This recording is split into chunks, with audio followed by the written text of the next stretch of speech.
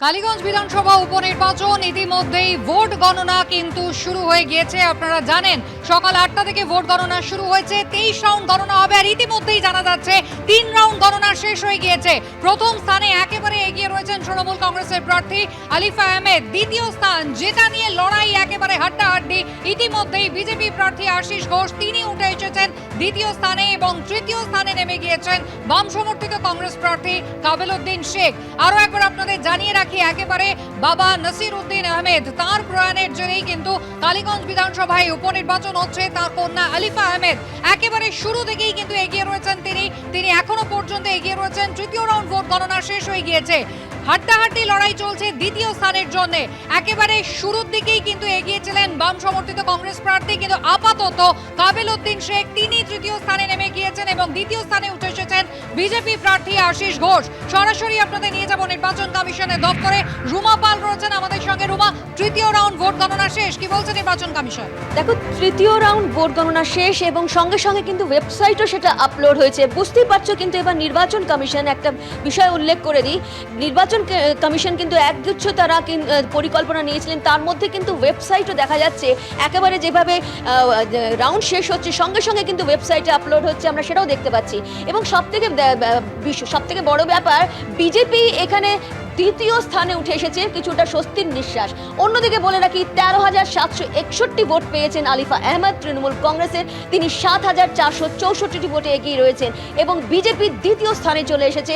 6,297টি vote পেয়েছেন এবং 7,464টি ভোটে পিছিয়ে রয়েছেন তৃণমূল কংগ্রেস থেকে।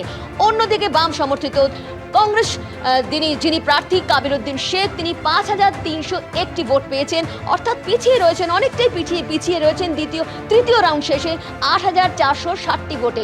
নোটাও ভোট পড়েছে 276টি। অন্যদিকে অবশ্যই পার্সেন্টেজ দেখে নেব। তৃতীয় রাউন্ড শেষ, এখনো কিন্তু পোস্টাল ভোটসের যা গণনা সেটা কিন্তু আসেনি, অর্থাৎ বুঝতে পারছো পোস্টাল ভোটের কিন্তু যা হিসেব সেটা পরবর্তীতে কিন্তু ওয়েবসাইটে আপলোড হবে, সেটা অবশ্যই জানতে পারবো। আলিফা আহমেদ তৃণমূল কংগ্রেসের তিনি 13,761টি ভোট পেয়েছেন, ইভিএম ভোট পেয়েছেন। ভোট পার্সেন্টেজ হচ্ছে 53.68। অন্যদিকে আশিস ঘোষ বিজেপির, তিনি 6,297টি ভোট পেয়েছেন এবং তার ভোট পার্সেন্টেজ হচ্ছে 24.56। কাবিল উদ্দিন শেখ বাম সমর্থিত কংগ্রেসের তিনি প্রার্থী, তিনি পেয়েছেন 5,301 এবং তার ভোট পার্সেন্টেজ হচ্ছে 20.68। এবং নোটাও যেটা বলছিলাম 276, সেটাও কিন্তু পার্সেন্টেজ রয়েছে 1.08।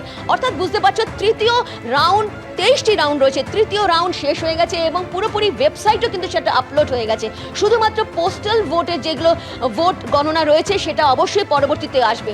একটা বিষয় বলে রাখি, যখন পোস্টাল ভোট গণনা হয় প্রথম দিকেই এবং তারপরে কিন্তু ইভিএম এর গণনা শুরু হয়, পোস্টাল ভোটে কিন্তু একেবারে সিল করা খাম থাকে, সেখান থেকে খামের বিভিন্ন পদ্ধতি থাকে, তারপরে কিন্তু পোস্টাল ভোটের গণনা হয় এবং সত্যি গণনা হওয়ার পর তার পরবর্তীতে কিন্তু ওয়েবসাইটে আপলোড হবে। অর্থাৎ আরও কিছু কিন্তু ভোটের যে গণনা, প্রায় 600-র মতো পোস্টাল ভোট রয়েছে এবং সেক্ষেত্রে সেইগুলো কিন্তু এখানে আপলোড হবে। অন্যদিকে আরও একবার জানিয়ে দিচ্ছি, 23 রাউন্ড, 3টি রাউন্ড শেষ হয়ে গেছে এবং তা 3টি রাউন্ড শেষে আলিফা আহমেদ তৃণমূল কংগ্রেস 13,761টি ভোট পেয়েছেন, তিনি 7,464টি ভোটে এগিয়ে রয়েছেন।